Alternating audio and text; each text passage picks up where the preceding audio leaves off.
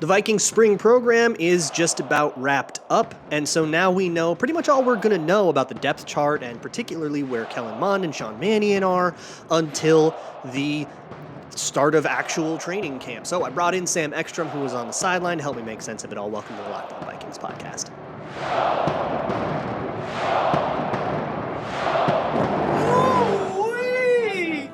You are Locked On Vikings, your daily Minnesota Vikings podcast, part of the Locked On Podcast Network, your team every day.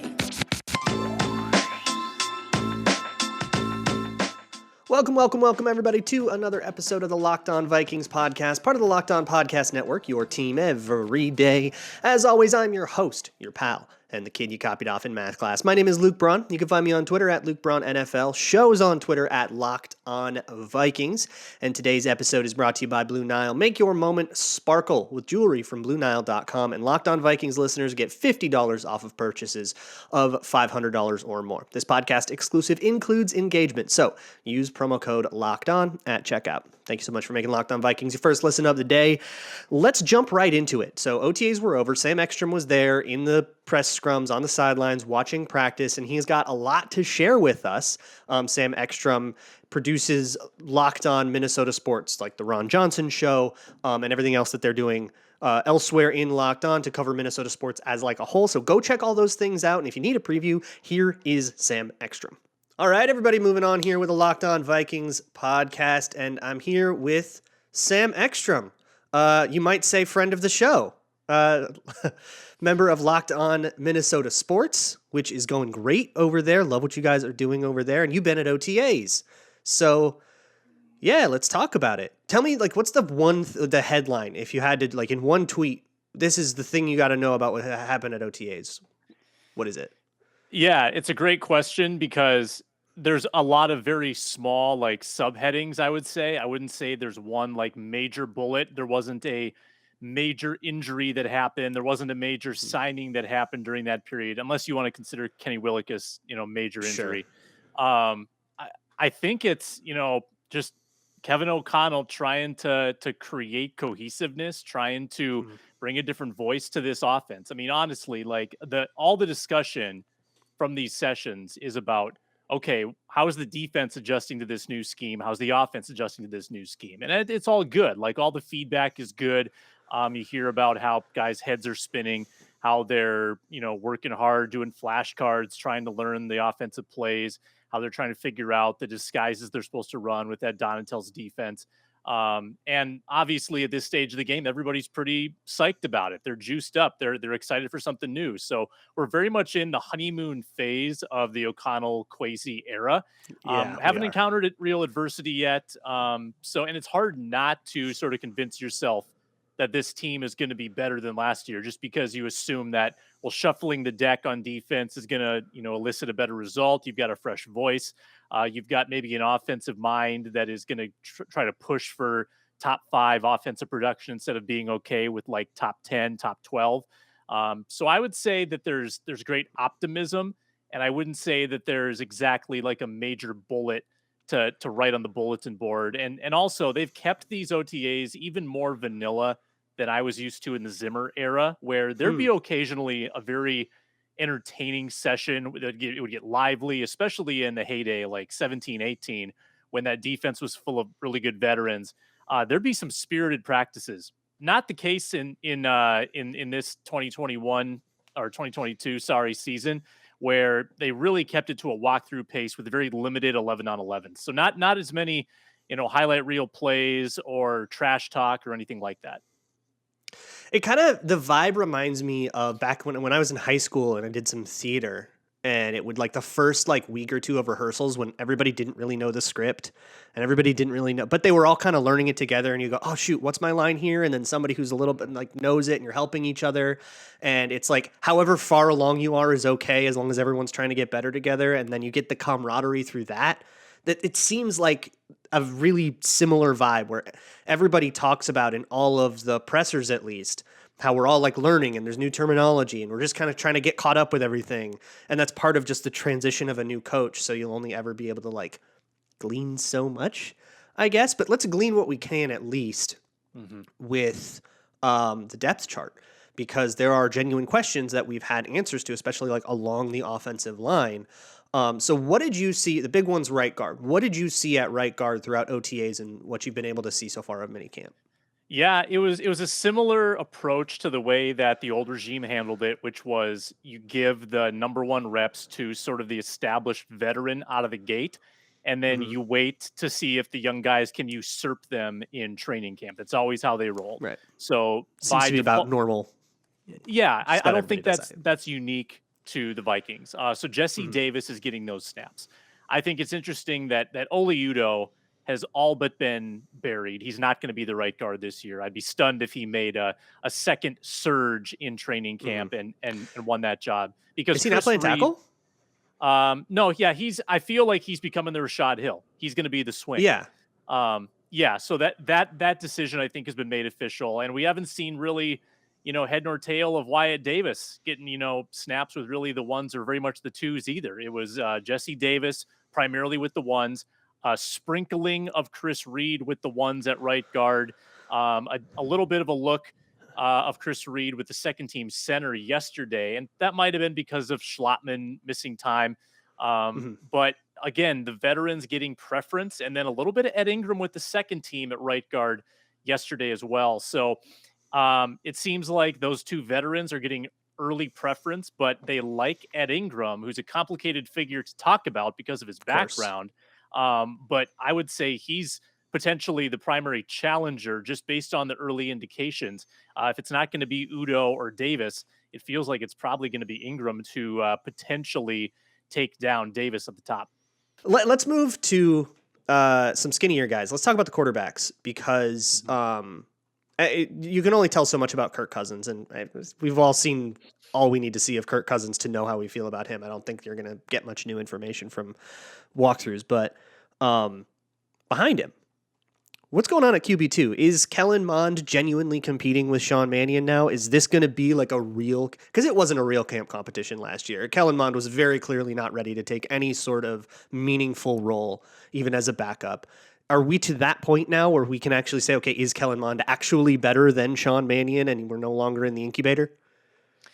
I think Mannion's outperformed Mond in practices. I thought yesterday was actually a pretty good Mannion day. Ran a very Mm. zippy 2-minute drill. He was good in 7-on-7s. I didn't think Mond was particularly sharp, but I don't want to draw too many meaningful conclusions from that.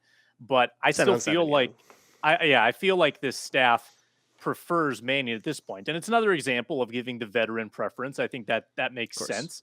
Um, but I haven't seen a ton from Mon to indicate that he's improved drastically. The thing is we've seen Mannion in actual games struggle and fail to be anything more than a game manager. You still get the sense that Mond might have a little more upside and give you that chance just with his athleticism to come in and get something done and maybe win you a game if Kirk Cousins gets hurt for the first time ever. But Sean Mannion in a practice setting still looks more collected and composed to me. And that arm strength that they love to boast about seems to manifest itself more in these settings too.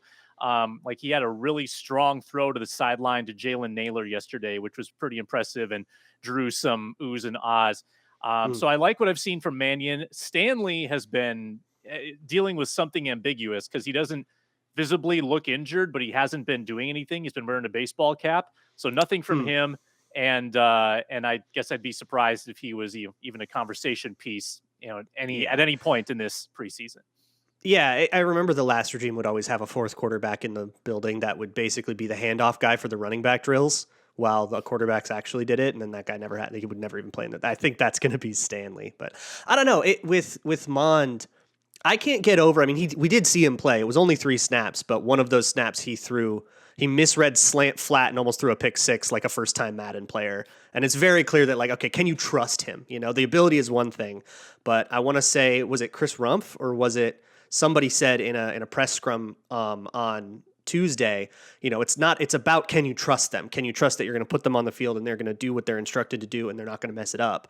And that's like the very first level of things. And you can be Superman, but if Superman runs the wrong route or if Superman reads the play wrong, it's still an interception.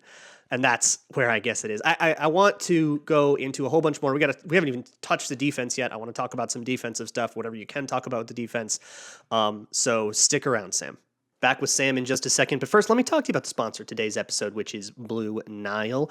Blue Nile is an online jeweler that lets you customize jewelry from the comfort of your own home. You don't want to just buy a ring on Amazon. You want to make it perfect for that special someone. Make it exactly what they dream of, whether it's an engagement ring or an anniversary or birthday gift or something that is just nice for no reason, because there's no rule against doing that too.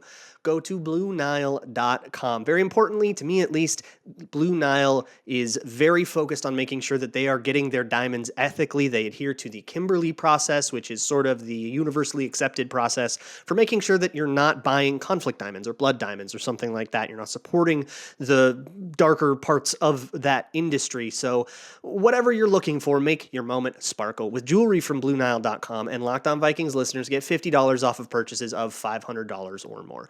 This podcast exclusive includes engagement, so use code LOCKEDON. That's code LOCKEDON, all one word. Plus, every order is insured, it ships free, and it arrives in discreet packaging that won't give away what's inside. Shop stress-free and find your forever piece. Go to BlueNile.com today. Before we get back into it with Sam, real quick, go check out the Locked On Listener Survey. It's at lockedonpodcasts.com/survey. It is a survey we are doing of all of our listeners to figure out what you like about our shows, what you don't like about our shows. Let us know how we can be better and help weigh in on, chime in on some of the ideas that we have to improve things. That is at lockedonpodcasts.com/survey. And if you finish it, you get entered to win one of 10 Ticketmaster gift cards worth $100 each. So just go to the survey and enter to win a gift card and let us know what we're doing. Thank you so much for your help. Now, here's Sam. All right, moving right along. We still got Sam Ekstrom here talking about what you saw at OTAs. So I want to keep picking your brain about some stuff. And let's stick to the offense for a little bit. So it sounds like with Ihmir Smith-Marsette's in a boot and KJ Osborne's dealing with something too. So there's some room on the depth chart, and it seems like Bisi Johnson's been the one to get the kind of first team opportunities that have opened up with those injuries. Yeah, Johnson, he's got that sleeve on his leg, and remember, he's still coming off a pretty serious injury of his own. Yeah. But he was full go yesterday and did some good things in the limited action that we got to see from these guys. There was one point, it was actually the rep where Adam Thielen had the epic one-handed catch that I don't think ever made it online. I think the Vikings didn't get video of it because they were too busy with mic'd up Cousins, but there was a great one-handed Thielen catch last week, and it was notable not only for that catch, but because Tristan Jackson was getting a first-team run on that rep. And I think that Tristan Jackson is still like wide receiver 9. I still think that, well, they just do that though. They'll just like throw him in, be like, yeah, let's put him into the one, see what he's got. Yeah. But also I think Blake Prohl is above him. He's hurt, ISM hurt, Osborne hurt. So like there's a clear hierarchy above him that is out. So it makes sense to give someone, throw him a bone. He had a good day in the film room or whatever. Put him in there for a first team rep. Then Thielen is the star. But you're asking about Bisi Johnson. That's a pretty interesting character to me because I think the receiver room is filling up pretty fast, honestly. I mean, you've got the obvious three in Thielen, Jefferson, Osborne. I think Ihmir Smith-Marsette has to make it. I think Jalen Naylor is probably better than 50-50 to make it just based on, it's a new regime. They want to give their draft picks a look. He's a 6th-round pick. I would think that he has a chance as long as he can play basic special teams to make this roster. And then you're down to number 6. And unless they're keeping 7, that's the final spot. Mm-hmm. And, does Bisi Johnson deserve that spot in the last year of his contract off injury versus someone who has, more time under team control? I think you have to weigh all of those options. Remember, Johnson got usurped by Justin Jefferson, and we really never heard from him again. And then he got hurt. So it's been almost 2 years. Well, he was the third guy that year, though, right? He came in when Thielen got hurt that year. Yeah, but the only time he did anything, Luke, was that Carolina game when Thielen had COVID. That's the one time when he really showed out. And I was kind of the pessimist on Bisi Johnson coming off his rookie year, where everyone applauded, the valiant effort that he had, in place of Thielen when he was hurt. But honestly, if you look at the analytics of those like 6-7 games, it really wasn't that impressive. Yards per Yeah, he was run just was a guy. But we're talking yeah. rosterable here, We're not talking can this guy Mhm. be wide receiver 2 star. I mean, those jobs are all taken. We're talking about who's going to be the sixth dude that comes in when 3 other guys are injured, and that's when we start talking about like Albert Wilson, which I'm curious to know if he's done anything of interest. But it Right. seems like the coaches are a lot higher on him than you, because I'm not as high on him. I think I cut him in my 53-man prediction, but it seems like the coaches are a lot higher on him. They're giving him the most run. They speak really highly of him. Yeah, he was the number one punt return guy, for instance, yesterday. Mm. It was him, it was Naylor, and it was Thomas Hennigan who is on this roster, number 89. But Wilson, I think, is kind of the DD Westbrook of this team, right? And they actually worked out Westbrook before deciding on Yeah. Wilson. And I could see this staff formulating the opinion that, okay, if someone gets hurt, we don't want to have to trust a second-year receiver in Amir Smith-Marset. We would rather trust someone who has 7 years of NFL experience. And this Vikings team in the past has never cultivated a whole lot of meaningful depth behind their top couple of guys. And Albert Wilson might kind of raise the floor for that. So if you want to keep Wilson, who has punt return capability, as your fifth receiver, I think that makes sense too. So that would put Johnson squarely on the bubble.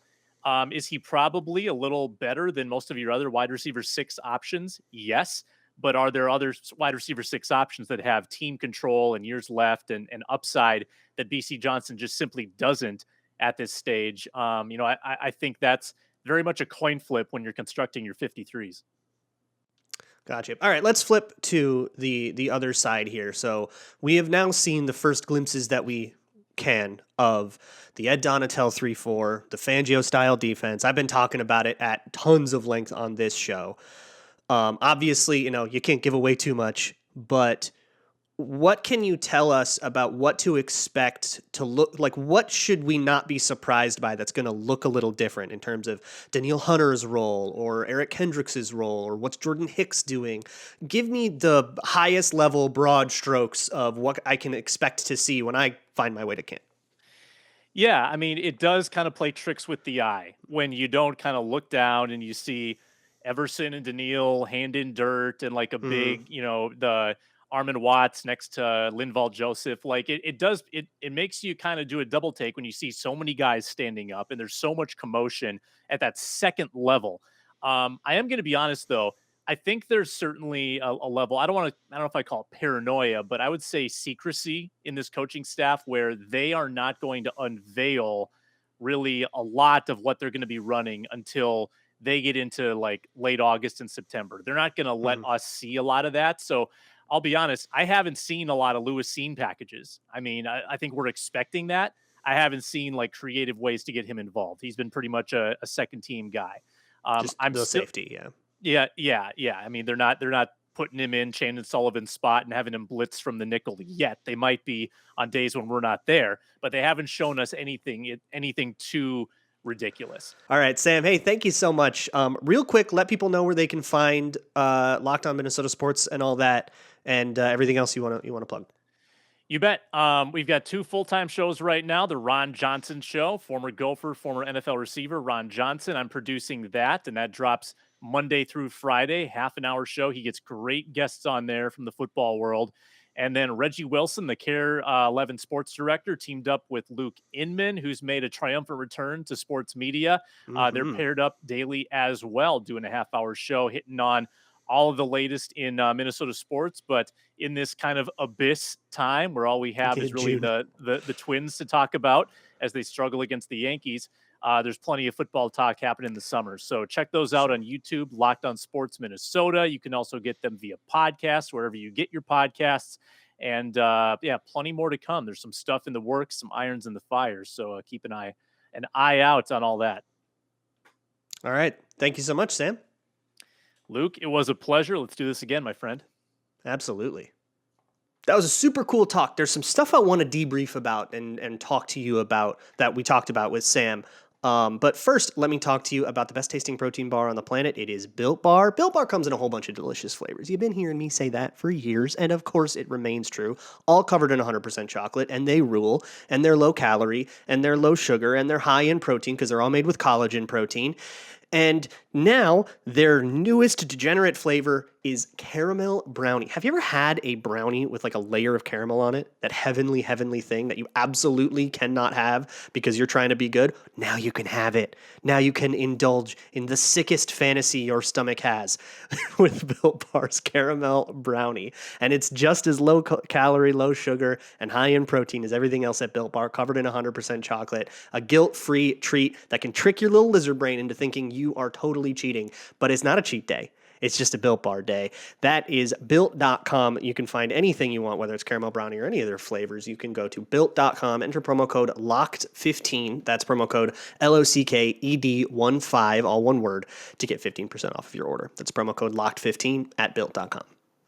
So there's a couple of things that Sam mentioned to me there. And that conversation was recorded a little earlier today. And throughout the day, I've kind of thought about more, and I wanted to share some thoughts, especially with Bisi Johnson, who seems to be the de facto wide receiver for. I kind of agree with Sam in terms of like, is this guy really should they really be keeping him over somebody with a little more upside, somebody a little younger, somebody with more team control? That's a big one.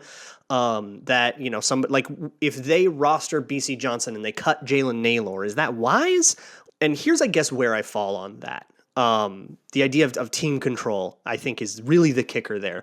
Bisi Johnson has 1 year left on his contract. Jalen Nailor has 4. So if you do keep Bisi Johnson, you basically are letting him walk in free agency, or you're extending him, and you got to figure out the cap implications. With Jalen Nailor, you keep him around, and he's just under contract for 4 years. You don't have to think about it, which I get.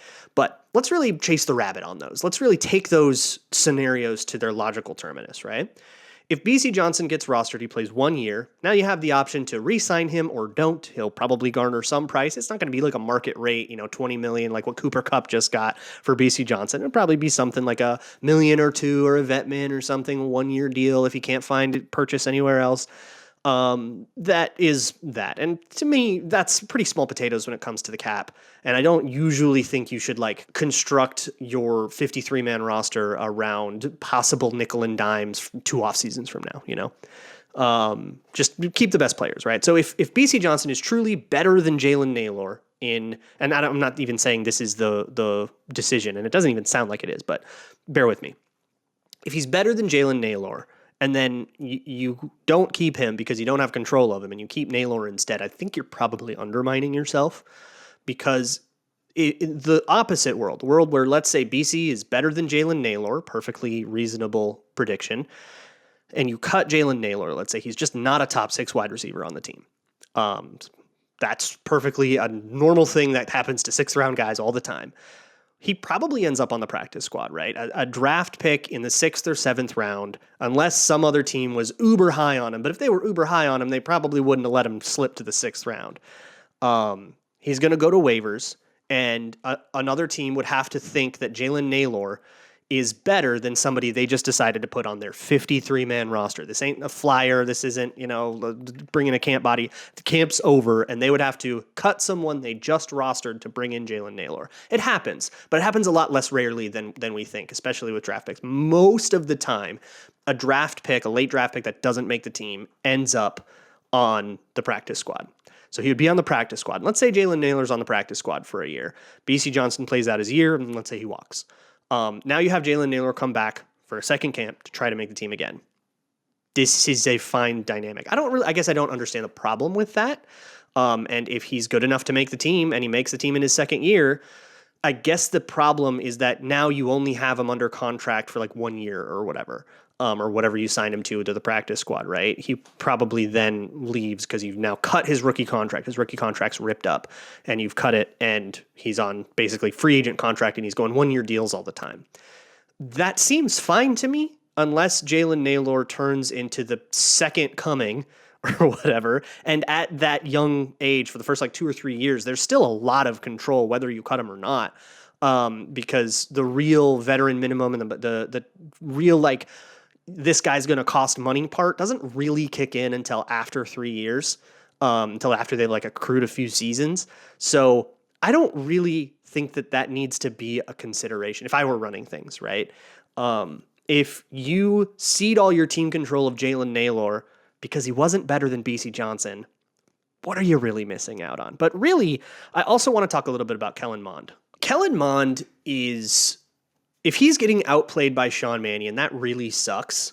Obviously, I don't think they're evaluating, like Sam said, I don't think they're evaluating right now. So this is not, he's fallen behind. And if he's taking second team reps, he took some second team reps in OTAs, it probably tells me they're going to continue that competition unless the difference was so staggering that they don't even feel like they need to give reps to it anymore, which would be surprising.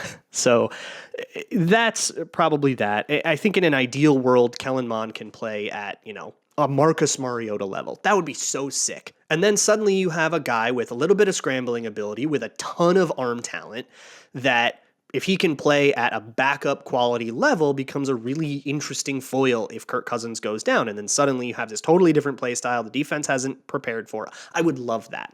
But if Kellen Mond is still learning, and what sticks in my head, and I like this actually, is Kevin O'Connell was asked about Mond a few days ago, and he said, he's working on his fundamentals. And that's what I thought Kellen Mond needed so bad in 2021. Now, he didn't get that. You could blame COVID, or, he lost all that weight with COVID. You could blame Zimmer for not attending to blah, blah, blah. But look, when you're in the season, you're not working with a third string cornerback. You're preparing for the Falcons or whatever. You're trying to get ready for the next game. So I don't really mind Mike Zimmer not paying personal close attention to Kellen Mond, the third string quarterback in the middle of a season. I don't think I would want, Kevin O'Connell to go pay special attention to Nate Stanley in the middle of November when they're trying to figure out how to win on Thanksgiving. No, that's fine.